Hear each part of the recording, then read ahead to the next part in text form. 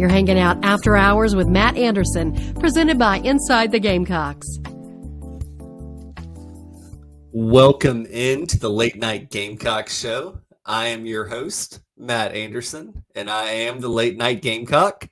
Really happy that everyone's here today. Just so everyone has this in their memory banks. This is May 29th. It's about 9 o'clock at night, and we're recording this show in advance of the University of South Carolina heading to Raleigh, North Carolina, to take part in the NCAA Baseball Tournament. South Carolina got sent to Raleigh as a 2 seed. Real quick, in case you're living under a rock, the Raleigh Regional is number 1 seed NC State, who will play number 4 seed Bryant. And then James Madison is the 3 seed, and South Carolina is the 2 seed in this regional. Gamecocks are guaranteed at least 2 games. Every regional is a double elimination 4-team pod. So Gamecocks will have first pitch at 2 p.m. on Friday. And if you want to watch the game, you're going to have ESPN Plus. So if you have YouTube TV, Spectrum, AT&T, whatever, make sure that you have access to ESPN Plus to be able to watch the game. You'll have to stream it from the ESPN Plus platform. If you don't have ESPN Plus, make sure that you're listening to the radio, and the radio guys will have it going for you there, and you'll be able to listen to it like you were at the game. And oftentimes I say that the radio is one of the best ways to listen to any Gamecock athletic event, even if you're watching it. Just mute it and put the radio guys, Derek and Stu, on there, and you'll feel like you're there. And oftentimes you're going to get most of the time, almost every time, you're going to get more bits of pearls of wisdom from Derek and Stu than you're going to get from the ESPN guys who might be sitting in their mom's basement broadcasting the game. So make sure that you are watching on Friday at 2 o'clock. Win or lose, the Gamecocks will play Saturday. The hope is that South Carolina is able to beat James Madison and then advance to play the winner of the NC State Bryant game. Really quick, in case you missed it, the top 16 national seeds. The top of this was littered with SEC programs. Tennessee is the number 1 overall seed, followed by Kentucky at number 2, Texas A&M at number 3. You have North Carolina as the 4th national seed. Arkansas is the 5th. That team from the upstate, they are the number 6 national seed. The 7th seed is Georgia. Then you have 8 Florida State, 9 Oklahoma, 10 NC State, 11 Oklahoma State, 12 Virginia, 13 Arizona, 14 UC Santa Barbara, and 15 Oregon State. And then rounding it out, number 16 is East Carolina. So those are the hosts of the regionals. If the Gamecocks were able to advance out of the Raleigh regional, they would face the winner of the Athens, Georgia regional, which has Georgia as obviously the number 1 seed, as the 7th national seed. They're going to play Army West Point, and then Georgia Tech is the 3 seed in that pod, and then UNC Wilmington is the 2 seed in that pod. Talking to different folks around college baseball, it seems like the overwhelming favorite to come out of that Athens, Georgia pod is the Georgia Bulldogs. And I know that Gamecock fans and Gamecock players would love to get the sour taste out of their mouth after getting swept by Georgia at Founders Park earlier this year, just about 2-3 weeks ago at this point. So hope is the Gamecocks can get out of that Raleigh regional, go to Athens, and punch their ticket to the College World Series. And if they make it that far, there'll be more familiar foes there at the Kentucky Wildcats, being the number 2 national seed. That's who the Gamecocks would be matched up with, most likely. Oregon State, Kentucky, those guys to start the College World Series. The College World Series is where all Gamecock fans feel like the Gamecocks should end every single season, and we'll see what happens this year. It's really interesting to me looking at these top 16 national seeds that You have Tennessee. Obviously, the Gamecocks got swept by Tennessee, but they took 2 out of 3 against Kentucky. Texas A&M, I think that the Gamecocks got 1 there. North Carolina is the 4th national seed. The Gamecocks won that midweek game against North Carolina. And then the 5 seed Arkansas Razorbacks, the Gamecocks got a win against Arkansas, 1 or 2 wins against Arkansas as well.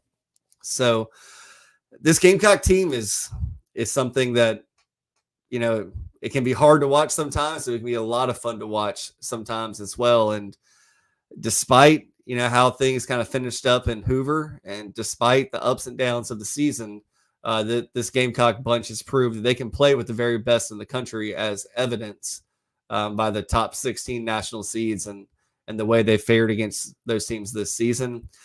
I don't want to spend too much time talking about the past with this Gamecock baseball team, but you really go back and you circle that Georgia weekend where the Gamecocks got swept by the Bulldogs in Founders Park, and you kind of think about what could have been.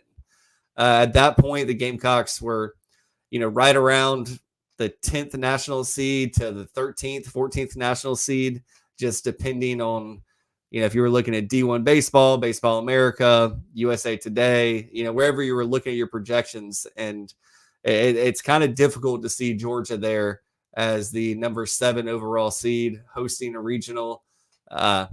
Tough.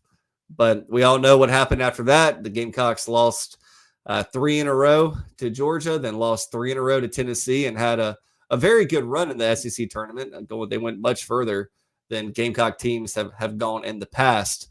But let's dive into this regional right now. And look, I'm going to lean on people smarter than me about these pods. I know a little bit about all these teams, but I can't tell you that I've watched, 10 games of the NC State Wolfpack, or 10 games of James Madison, or 10 Bryant baseball games this year. I've watched pretty much every single Gamecock baseball game, or at least listened to the ones I missed on TV on the radio. But NC State is 33-20 on the season. They finished 18-11 in the ACC.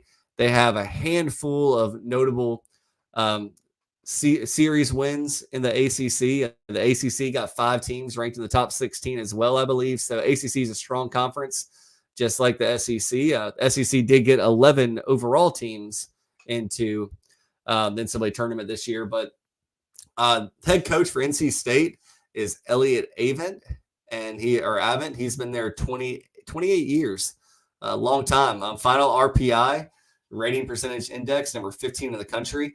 I know some people raised their eyebrows a little bit when they saw that NC State at a 33-20 overall record got a top 16 seed, but this Wolfpack team deserves it in my opinion. When you look at the team batting average is 284. They've hit 83 home runs. On base percentage is 396. 348 strikeouts versus 294 walks on the season. They got a really good third baseman, Alec Makowitz. Have fun with that. We'll have to wait till the broadcast to figure out how to pronounce his last name. But 376 batting average, 19 home runs, 71 RBIs. Just a really, really good season from that third baseman. You have Garrett Pennington. He plays first base. 345 average, 14 home runs, 59 RBIs. Catcher, Jacob Kozart, 292 batting average, 16 home runs, 48 RBIs. And then center fielder, batting 286, Eli Serrano, who has 6 home runs. The pitching staff is, I hate to say it's mediocre, but because you can't say much about a lot of the pitching staffs across the country right now, but they do have a 6.3 earned run average. Opposing teams are hitting 262 against them. They've walked 258 batters this year and struck out 463.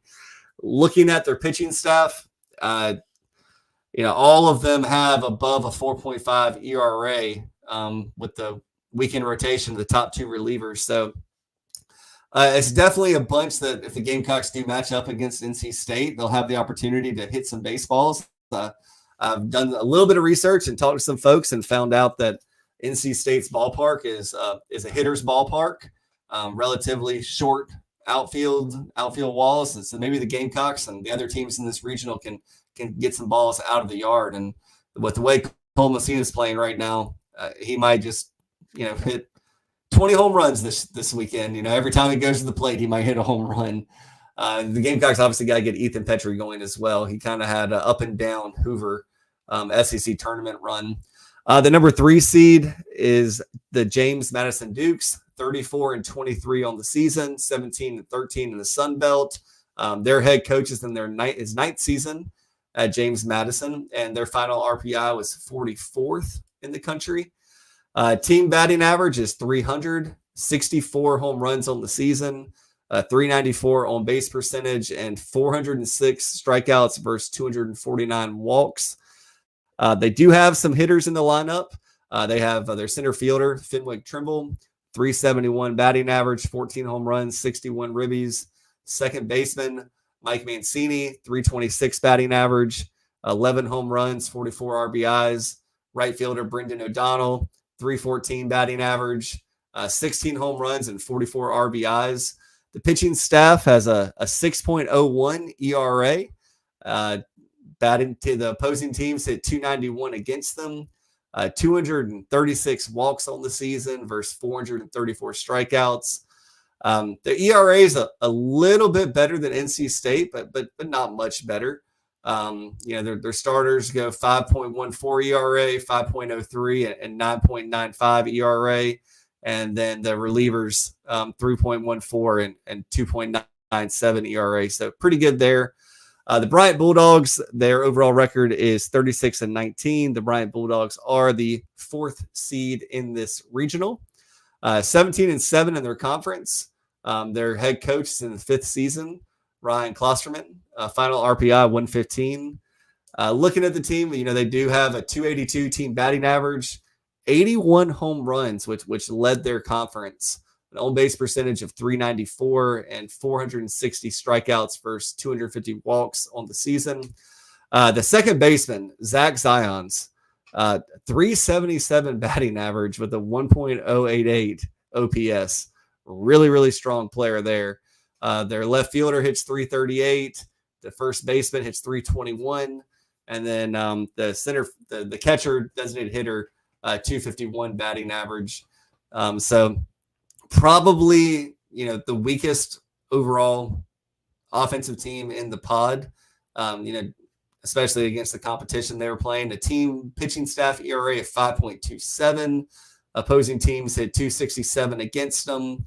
And their starters, have pretty good ERAs, 4.03, 2.76. And then that third guy is 8.37 ERA. So not the best ERA there. But that's kind of what the Gamecocks are up against this weekend. I am pretty excited for the regional. I got some more stats here for you as well. You guys all know that I'm a stat guy. One of the things that I like to look at is just how is a team playing lately. And if you look at the number 1 seed in this regional, NC State, they're 11-4 over their last 15 games, which there's a lot of ACC opponents in there, and there's some midweek games, but they're averaging 8.7 runs per game on the offensive side of the diamond, and then only giving up 4.9 runs a game. So 73.3% win percentage over the last 15 games, 8.7 runs versus 4.9 runs given up. James Madison is 9-6 over their last 15 games. Scoring 7.7 runs per game and giving up 7.5 runs per game. Bryant is 8-7 over their last 15 games, and they are scoring 8.1 runs per game and giving up 6 runs per game. So when you get to the Gamecocks, obviously I might be a little bit biased, but I do think that the SEC top to bottom is the toughest conference in the country. And when you look at the Gamecocks facing off against 3 of the top 7 overall seeds over the last 15 games, the Gamecocks do have a record of 5-10. Obviously, that's not ideal. They're scoring 7.6 runs per game and giving up 7.5 runs per game. That's kind of how you get to 5-10. But, I've heard a lot of people say that, wow, South Carolina got a great draw in the regional. It's a very winnable region. Well, yes and no. If the Gamecocks can hit the baseball and, score 7, 8, 9, 10 runs a game, yeah, they're going to be really difficult to beat. But at the same time, if the Gamecocks are, not getting through the third inning with their starting pitcher, they're not having pitchers eat up innings, they're not putting up zeros on the scoreboard, and the Gamecocks have to either play catch up or play outscore you, then it becomes a very dangerous regional when you look at the amount of runs these teams are scoring per game, and especially when you consider that NC State's ballpark is a hitter's ballpark. So, yeah, I think the Gamecocks probably, just overall did get a favorable regional. I don't think it would have been great to go face some teams that have, team 4.5 ERAs. It's much better to be facing teams that have, 6, 7, 8 earned run average. So in my mind, this whole regional comes down to South Carolina playing up to its potential.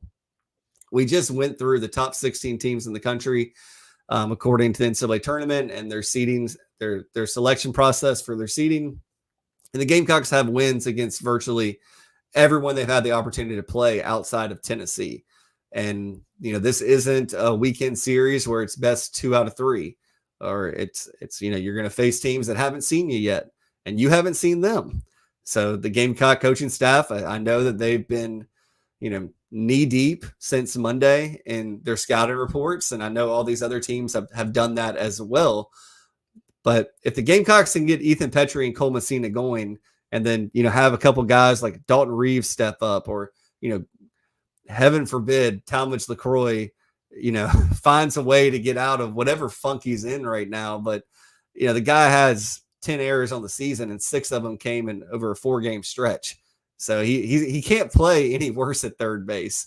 And I think he'd be the first person to tell you that. And, this is what college baseball is all about. When you get to the postseason, whether it's the SEC baseball tournament or it's the NCAA baseball tournament, this is why these kids come to school. They come to play in these moments. And oftentimes, you have special moments that you can't predict.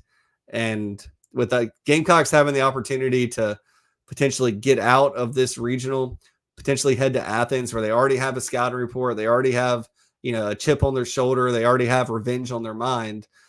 There might be an opportunity for South Carolina to get back to Omaha, as crazy as that can sound. And I do know it sounds kind of crazy, but SEC is a bear. 11 teams in the NCAA tournament tells you that.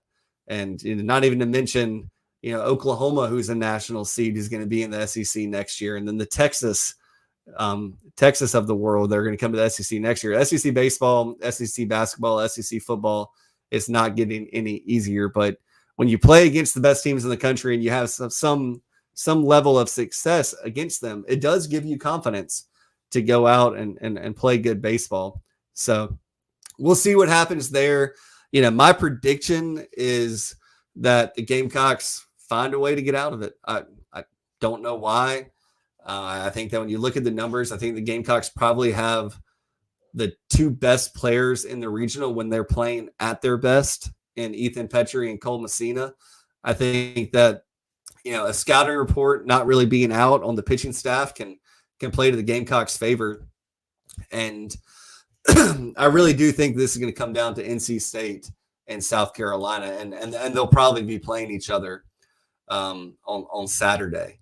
So that's where I'm at on it. You guys and gals can feel free to disagree with me, but I think South Carolina finds a way to get out of it. I'll be really excited to watch this regional this weekend. And should the Gamecocks lose, then we all know that there's an elephant in the room with a large majority of the fan base, and we'll talk about that when the season's over. But I think the season will extend, if at least one more weekend. So excited for it. Hope all of y'all are excited for it as well. And with that, let's take a break and hear a word from our partners. I said, "Oh Lord Jesus, it's a fire." Ain't nobody got time for that. Emergencies and accidents happen. When you're in the middle of a fire or water event, all you want is for things to return to normal as soon as possible. Resto Pros of the Midlands is with you. RestoProsMidlandsSC.com. Open 24/7 when you need them. Quality that is guaranteed. Down here in the South, we don't always see eye to eye. While our taste in college football teams, or what sauce, if any, goes best on a rack of ribs, or what to mix with our Dixie vodka might be up for debate, we can all agree there's nothing better than a Southern tailgate. And like our favorite college teams, our ingredients come from small towns and big cities. They're grown in Southern soil, are crafted by Southern hands, and proudly represent the South in our backyard and beyond. So raise a glass of Dixie Southern Vodka to celebrate being made in America and raised in the South. Oh, man, the building is on fire. During and after natural disasters or accidents, there can be a heavy loss to property. Resto Pros of the Midlands is here to help. Open 24/7. Call them when you need them. 803-493-0170. RestoProsMidlandsSC.com. Quality that is guaranteed.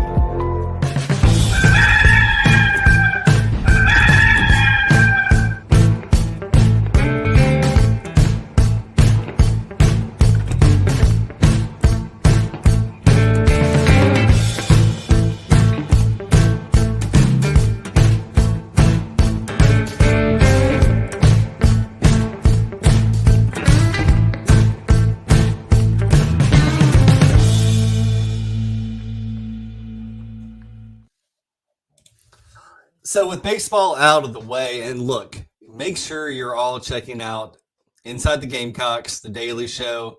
There's 2 more episodes this week, so that means you get 6 more hours of Gamecock athletic coverage, and a lot of it's going to be centered around this baseball regional. So I know that Phil, JC, and JB are going to have great guests. They're going to be breaking down this regional every which way. They've already started that. So if you missed some episodes this week, go back and check that out. I know they had John Whittle on the show on Tuesday, and I've said this a million times. John Whittle is the best in the country at covering South Carolina baseball and South Carolina athletics in general.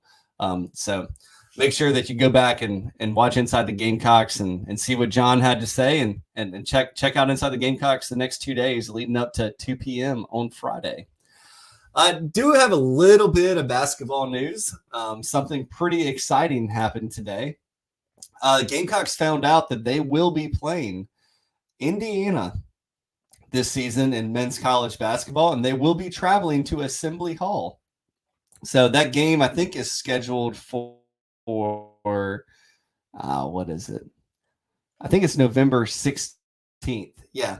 So November 16th. I know it's going to be tough because I think the Gamecocks have a home football game against Missouri that day, if memory serves. But anytime that you have the opportunity to go to one of the absolute cathedrals of college basketball, and that is what Assembly Hall is, you have Allen Fieldhouse, where the Kansas Jayhawks play, the Dean Dome, where North Carolina plays, Cameron Indoor, where Duke plays, and then Rupp Arena, where Kentucky plays, and you have Pauley's Pavilion, where UCLA plays, and then you got Assembly Hall, where Indiana plays. So really, really big opportunity for South Carolina. It looks like it's going to be a one-off game, so it does not appear to be a home and home where Indiana would come back to South Carolina. But as I said on Inside the Gamecocks earlier today, for Lamont Paris to schedule this game now, and look, this has probably been in the works for at least a couple of weeks. The announcement just came today, but it's such an opportunity for South Carolina to be on the national stage. And this is November 16th. It's a time when the entire world is watching college football, but at the same time, this is a game where you're going to have a lot of eyeballs just because it's Indiana. And for Lamont Paris to schedule this, I think he has to feel pretty good about his team. Looking at some other non-conference opponents on the men's side of things, South Carolina is going to play its annual game against Clemson, so that's an ACC team, and it's going to take part in the 2024 Fort Myers tip-off, and they'll play some combination of Michigan, Xavier, and Virginia Tech, and then adding on to Indiana. the Gamecocks are going to play a non-conference schedule that's going to give them plenty of Q1 and Q2 opportunity wins. This game against Indiana, as long as Indiana stays in the top 75, or no, I think it's the top 50 in the net, that's going to be a Q1 game all season long, win or lose. Same thing with Clemson. I think Clemson's a home game this year, if I'm correct there. So, that'll be Clemson's will have to stay in the top 30 to make that a Q1 game. But Michigan, Xavier, and Virginia Tech just got to stay in the top 50 or 75 as well. And all those will be Q1 and Q2 games for the Gamecocks. And like I said on the show earlier today, the non-conference matters a lot, because as long as you don't crap the bed, you're not going to get penalized for, losing to Indiana or losing to Michigan or losing to Xavier or losing to Clemson. It's just, you're not going to get penalized. If you go 6-10 in the non-conference, or it's probably 13 games. So if you go, 6-7 in the non-conference, you got a lot of work to do in the SEC. But at the same time, if you go 6-7 in the non-con, you probably weren't that good of a team anyway to be considered for the NCAA tournament. So I think it's really exciting. I think that, if you're not going to be going to Williams-Brice Stadium, or maybe you're just a basketball head like me, I've actually thought about making the trip up to Bloomington to watch this game, because you just don't know when the Gamecocks are going to go back to Assembly Hall. It's the first time they've played in Assembly Hall since 1973. And this year especially, Indiana's coach is on the hot seat, and he got a big transfer from Arizona, the big man, Ballo. He's got some good recruits coming in. But if the Gamecocks are going to get one from a blue blood, it could take place on November 16th in Assembly Hall. So exciting news there. A lot of the basketball guys are back home now for a couple months, maybe 4 or 6 weeks, spending some time with family. They're all working out. One exciting bit of news is Zach Davis is actually in Atlanta, and he's working with a shooting coach. So I know that the Gamecock coaching staff is hoping that Zach can make that next level jump as a junior to be a more consistent shooter. And we said this all throughout the season, that he had the green light to shoot. So he was showing something in practice to allow him to shoot as many 3-pointers as he did, even though, the majority of them did not go through the basket. But, if you could get 30 points a game out of the combination of Colin Murray Boyles and Zach Davis, it takes a lot of pressure off the rest of the team. And I think that would be a situation where the Gamecocks could be looking at a really, really good basketball team. And looking at the preseason stuff, I see a lot of, national rankings for top 25s, and the Gamecocks are not in them. And then I see a lot of rankings for the SEC, and the Gamecocks are, 12th, 13th, 14th in the conference. It's just another instance where South Carolina is not getting respect coming off a really, really good season last year. And I think that this upcoming season, the Gamecocks have a chance to be better than they were last year. Maybe not from a record standpoint, but because the SEC is going to be a little bit better this year, but just a better basketball team and another quality basketball team that has a chance in the NCAA tournament. If not, pretty much, feeling good about being an NCAA tournament team, I should say. So Tim Buckley, assistant coach from South Carolina, it was announced today, was moving on to a similar role at Cincinnati. I did touch base with a couple of coaches and high school coaches around South Carolina that have interacted with the program. And the main thing that I've heard is that, Buckley was a kind of a basketball old head. He'd been around the block a couple of times, seen a lot of things, not so much from a recruiting standpoint, but just from a, right-hand man to Lamont Paris. There could be a drop-off there, but Lamont's a proven head coach at this point, and, he's going to hire a really good assistant. I have no doubt about that. So make sure you're staying locked into the Big Spur, and when that news breaks, you'll find out who the coach is. I'm sure there'll be a bio, something there that you'll get to know who it is. I wouldn't be surprised if it's another former player. Tanner Brunson has done really good things in South Carolina. I think he's a coach on the rise as well, and it's always good to have people that know what Lamont is trying to do on the staff. Just some quick things. I've seen some stuff on the Big Spur. I do not anticipate Kerry Rich moving from his off the court role to being an assistant coach. I know he's happy doing what he's doing right now. I wouldn't expect BJ Mackey or Mike Boynton to leave BJ at Wake, and then Mike over at Michigan.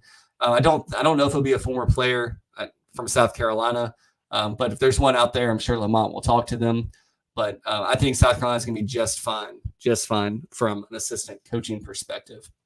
So real quick, I did want to look at the chat box here. Seeing a couple of things. So looks like, yep. Pretty much the stuff we've talked about. So thanks for everybody popping in tonight. Hey, what's up, Craig? Good to see you. Good to see you, Jay Diz. Good to see you, XO. I really appreciate y'all popping in. I did see that Phil actually just shared with me that there is a big preview of the region with Coach Holbrook on Friday. So make sure that you are watching Inside the Gamecocks on Friday. I know I will be. That is huge because Coach Holbrook talks to every single coach around the country, and he's going to have a scouting report. He's going to know the ins and outs, and I'm sure that he'll be talking to Coach Kingston and to Coach Monty Lee and Matt Williams and all those guys about what he can do to help the Gamecocks move forward. Because Coach Holbrook has no ill will towards South Carolina at all. And it really is a shame that his College Charleston team got left out of the NCAA tournament. I thought that was one of the bigger snubs this baseball season. Jade is. I see the comment about Larry Davis. I'm not going to say no. I'm not going to say it could never happen, but I think that would actually surprise me if it would be Larry Davis. I mean, Gamecocks have a lot of coaches that are coaching the high school ranks. Carlos Powell, I think Melvin Watson's coaching the high school ranks. Larry Davis, I think, is a high school coach. He might be at a college level. I don't know that off the top of my head, actually. But yeah, we'll see who they fill that role with. It'll be exciting, and it gives us, it gives a guy like me a lot of excitement to be able to keep talking about basketball. But moving on from basketball, this is now official visit season in the summer. And that all starts this weekend for the South Carolina football team. They are going to have a bevy of recruits that are coming in over the next couple of weeks. Looking at it right now, 34 players that are expected in for official visits over the next 3-4 weeks. We'll start with this Friday. This Friday, May 31st, 13 players are scheduled to be on campus as things stand right now. We'll go player by player, and I'll kind of tell you where I think the Gamecocks stand with each of them. So Jared Smith is a defensive end, 6'6", 235 pounds, out of Alabama. He is a 5-star player. Looks like he just got a bump in the recent composite ranking update. So he's a 5-star player with a 98 rating. South Carolina feels like they're in it here. He's said a lot of good things about South Carolina. I know that Georgia's hot on his heels as well, a couple other programs, but this will be a really big visit for Jared Smith to see if the Gamecocks can keep their positive momentum going and maybe separate themselves from the rest of the pack. But as of a couple weeks ago, it seemed like South Carolina might be the leader for Jared Smith, which would just be a really, really good player to add to Dylan Stewart last year along the defensive line. Next, you have offensive tackle Jalen Gilchrist out of Virginia. He's a 6'4", 290-pound prospect, 4-star guy, ranked 91st overall in the country. I think that this might be a South Carolina, Georgia, Maryland battle. But I think the Gamecocks like where they stand, and Jalen has been on campus numerous times over the past couple of years. So don't count the Gamecocks out there. 4-star cornerback Shamari Earls is already committed to South Carolina. He's ranked 68th in the country. Gamecocks locked him down, and he's coming back for an official visit, which should only increase the Gamecocks' odds of holding on to him. And I don't think that he's really looking for another place to go right now. So a guy that South Carolina kind of identified. He's always been a 4-star, but he got a pretty sizable rankings jump here recently, at least at 247 Sports in the composite. Another offensive tackle, another 4-star, Cortez Smith out of Georgia, 6'3", 310 pounds, 4-star, 91 overall. nationally ranked 182nd overall. I don't have a great feel on Cortez Smith. I think the Gamecocks are solidly in his top 3 to top 4.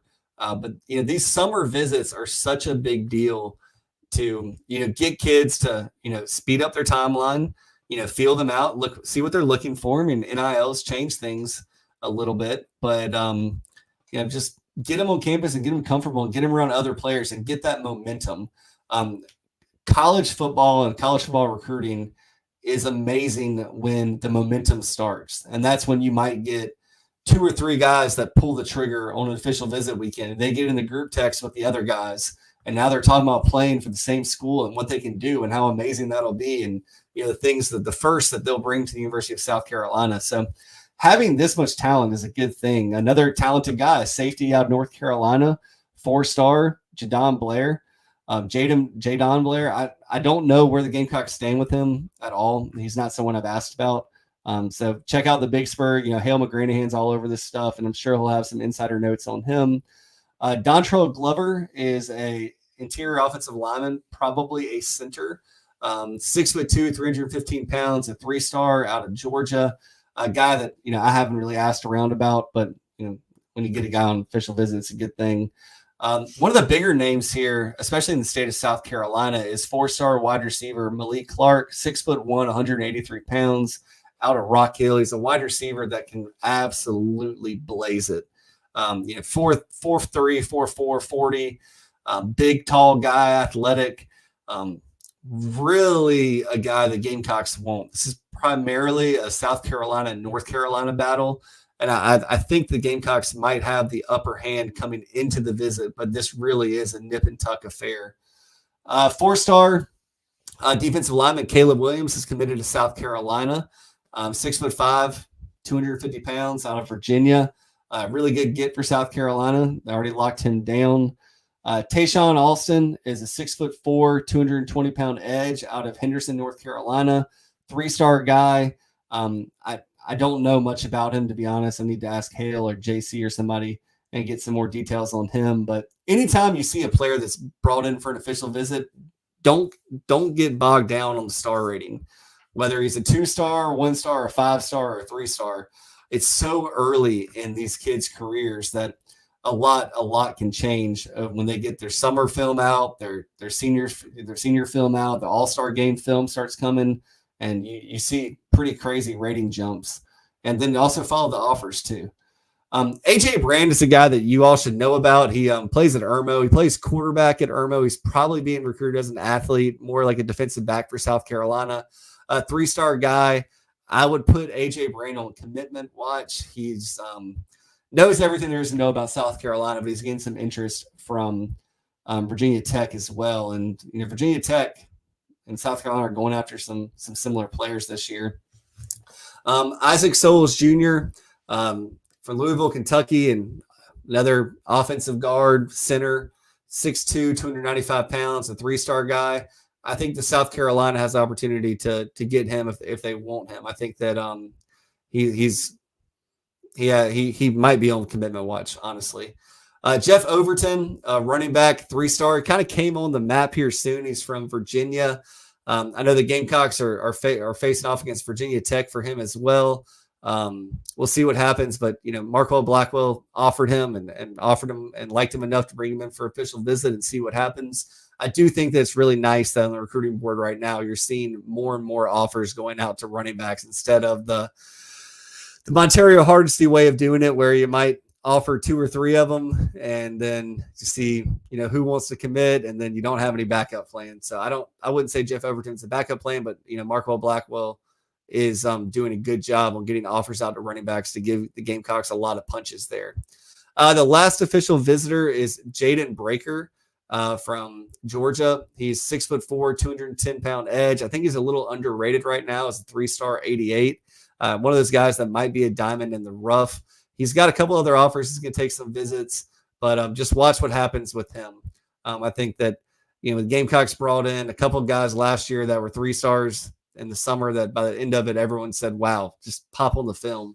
So pop on the film on Jaden Breaker, but 6'4", 210 pounds. He's definitely got some projection to him, but he is a guy that I think can be pretty good in college as well. So we'll be covering all of this, on next week's show. We'll talk about, the warm and fuzzies that the Gamecock coaching staff might have gotten from each of these players on their official visit.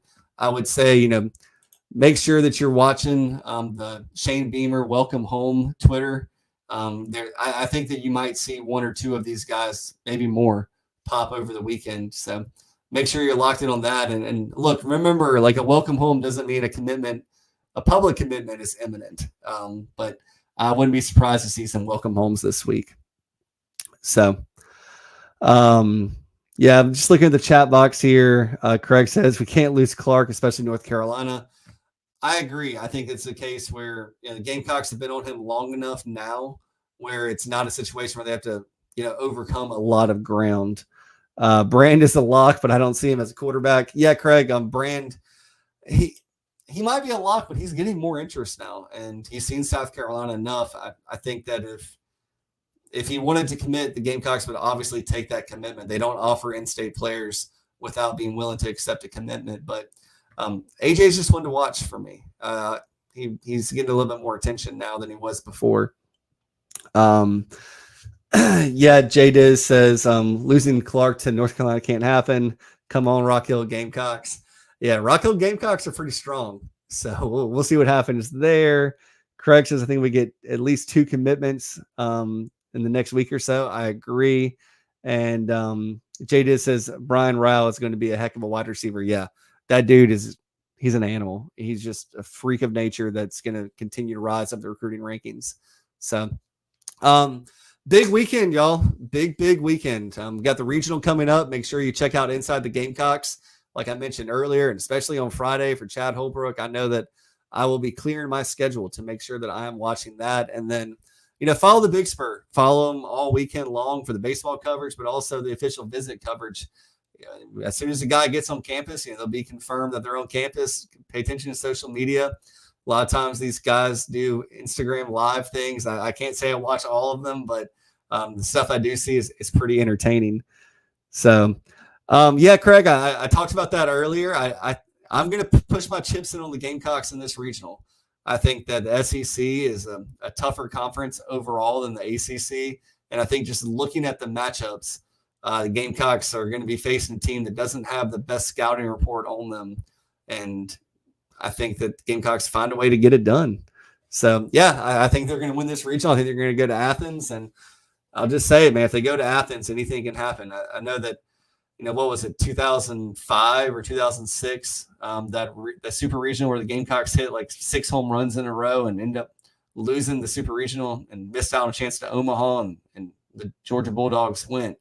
But maybe there's some revenge there. I think that you're going to see some redemption stories in this NCAA tournament regional, and potentially going further. I think Talmadge LaCroix and Will Tippett have opportunities to really do some good things and kind of just rinse that bad taste out of their mouth that they've probably both been experiencing all season. And I know that Gamecock fans have been pretty tough on both of them. But anyway, that is going to do it for tonight's show. I appreciate all of you so much for joining me.